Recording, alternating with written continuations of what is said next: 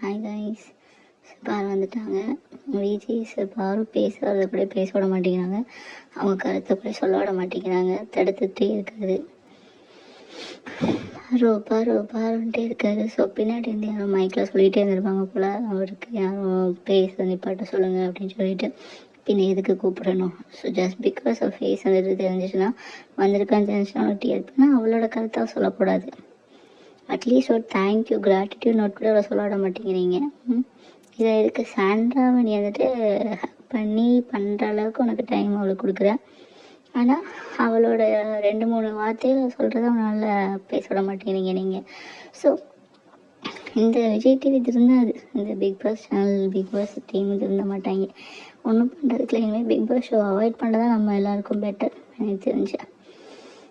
Such சீப்பாக ஏன்னா ஒரு 2 வார்த்தை பேசுறதுக்குள்ள பாருன்னு விட்டுருக்கான். இவனுக்கு ஒரு வேலையும் இல்லையா?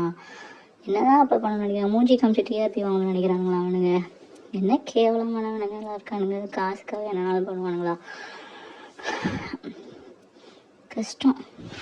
சாண்ட்ராவும் பாரும் ஏதோ ஹேக் பண்ணி அதுங்களுக்கு ஏதோ அது வெளியே பேர் கேட்டக்கூடாது, ஏதோ ஒன்று சால்வ் பண்ணுறதுக்கு பண்ணுதுங்க.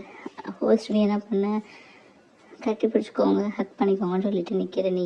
ஸோ இப்போ உன்னோட ஹோஸ்டிங்கோட திறமையில தெரிஞ்சு போச்சு.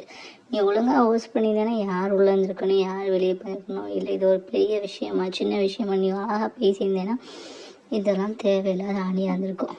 ஹோஸ்டிங் சரியே இல்லை வெல்கம் நெக்ஸ்ட் இயருக்கு வந்துட்டு விஜய் சேதுபதி தான் ஹோஸ்ட் பண்ணுவார். அந்த பிக் பாஸ் அறிவிக்கணும். கஷ்டம்டா.